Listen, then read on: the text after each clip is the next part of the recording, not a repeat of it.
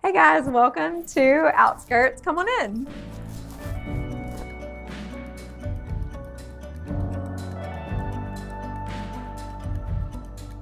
This house was a renovation. When we came into it, it was down to the studs and they kind of got themselves in a situation and we helped them piece this back together in a beautiful way. This is the entry. It's a pretty tall, large entry, but we just did kind of the common table lamps book thing in here. You know, a beautiful wood table, candlesticks, coffee table books, a couple lean pieces of art lamps, and you got yourself an entry room.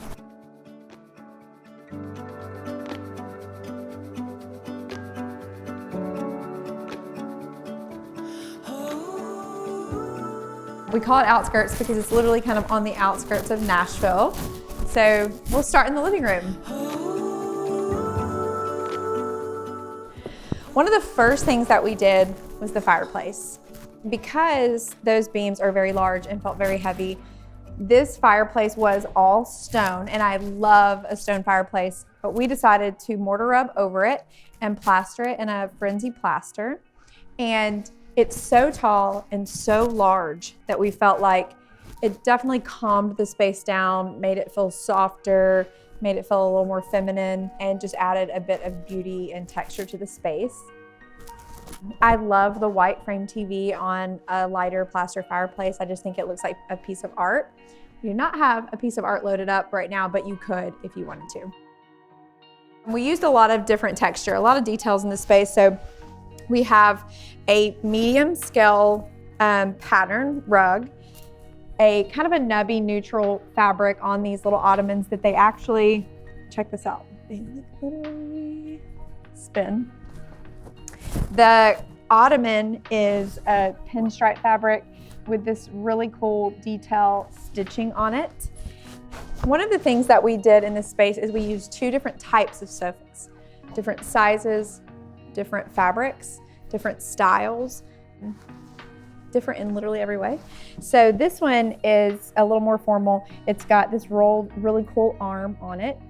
I just love it. It's channeled, it's a sand kind of color. The artist for this piece, Cater, he does like these really cool, like you can kind of see in here, there's like faces and animals, and it's got a lot of depth to it, but it's still neutral and interesting. The other sofa that we chose is kind of the sofa that I would describe as the seat, like the relaxing, like you could lay down here for sure. This color, it seems neutral in this space, even though it is a color, but it's just a very sturdy, comfortable profile that fits well. So plants, which really do help any space that you're doing. This is an Audrey ficus. This is not the first time you've seen us use it. You can kind of keep these alive if you try. To me, it's just a really pretty plant. You've seen this in Sarah's kitchen. You've seen this in Balmy Prepper's bathroom. And here we have it in the living room. We kind of keep the same curtain throughout the house. So we picked this very neutral fabric for the curtain. It's Cloth Studios. And it really adds a lot of texture to the space. So don't be afraid to use the same curtain all over your home.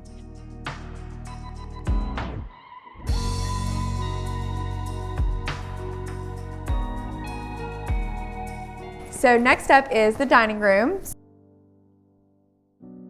This is the back side of the living room. Again, one of the most important things was this fireplace. It's such tall ceilings in this entire home, which makes an amazing experience, but the stone fireplace was very, very heavy. So we mortar rubbed it, plastered it in a frenzy plaster, and used a landscape art piece by Art by Lacey. This turned out to be so peaceful, so texturized, so cool. I just absolutely love it. They seat a lot of people, so we used two benches behind the table, a really cool texturized chair. And one thing that you can definitely do at home for some of these large tables is we found this very large tablecloth that kind of gives off a neutral, organic vibe. So tablecloths are back in.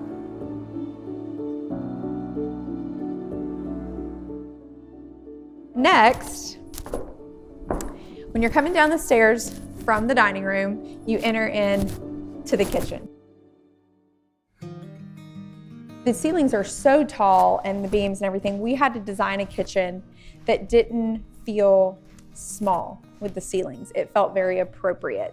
So the scaling was very important, the material selections, and there's so many cool elements from this very, very massive island that seats 7 on this side to the detailing underneath the island where you can throw pots and pans if you ever needed to.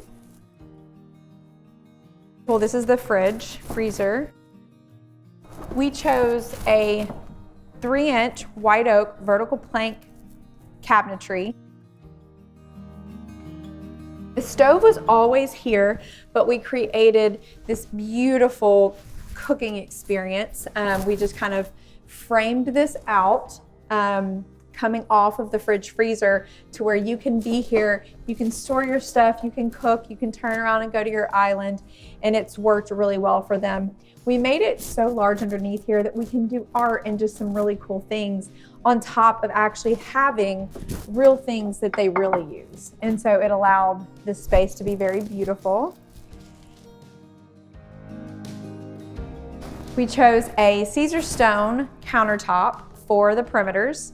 If you are looking for a durable, organic, natural, man-made countertop, this is one of my favorites.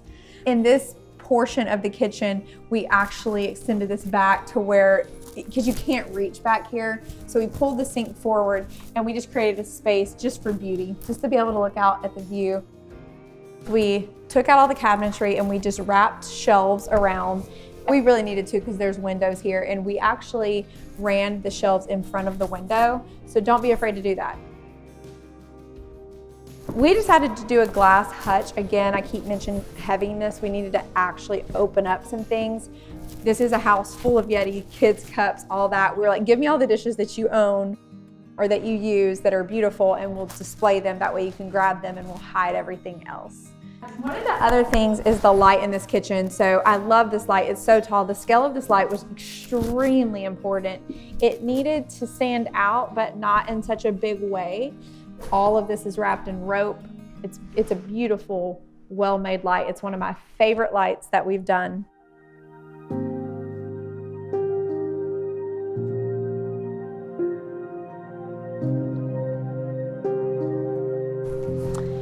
This area over here, it was very underutilized. So we created, just as this is their quick eating, you know, this is not a dining experience, this is where they sit, eat cereal, but it's such a moment and such a huge part of this kitchen. We made this beautiful, we drew and made this beautiful custom bench to kind of curve around this table for this eating area. The light is Urban Electric. Picked a color, we picked blue, and we feel that it just fits perfectly into the space. This room was just a laundry room. It was like a rack and like a cabinet and and I walked into this and I was like, this is such a huge space. Oh my gosh, you could have a wine fridge, you could have so much stuff in here. So that's kind of what we did. We used a green color on the cabinets, which was a great decision. You've got a washing sink, baskets, hanging, storage for all of your brooms and your this and your that. And so we made this wall the laundry. So this whole wall is a pantry wall. And this wall had no cabinets on it. It was just underutilized. Then when you turn the corner, if they had friends over or whatever, we created extra cooking. So oven in here, an extra microwave, wine fridge, and then if you kind of peek in this corner, there's like a little coffee station. Whatever we wanted to hide from the kitchen is what made it to this wall. Just a way to use a space that's very large and underutilized.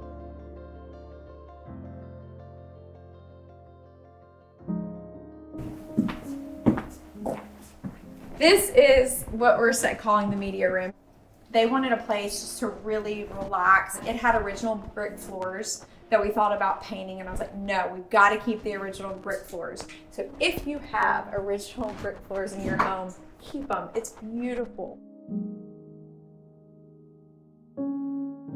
In a media room, for me, I like it to feel darker because you just feel automatically like you can relax a little bit more. The ceilings are huge and tall. We did beautiful curtains, very large, sectional. Striped carpet, if you can see that, striped ottoman, and then we kept everything else pretty neutral. This wall behind me is definitely something that you can accomplish. So this wall is in a lot of homes, especially that were built 10, 15 years ago. People just put in a lot of shelves. And what they don't realize, if you're building a house and you just keep adding shelves, one, that's a lot of trim. Two, you gotta fill all those shelves up. They have a ton of shelves. We contemplated ripping them out. We decided not to, and instead we just staged them really well. So it's this kind of wall of bookshelves, and it has a door in it, a window. Instead, we took out a bunch of the shelves and hung a very large piece of art, which took out 6 shelves. This is something that you can definitely accomplish at home, and I think it turned out really, really well.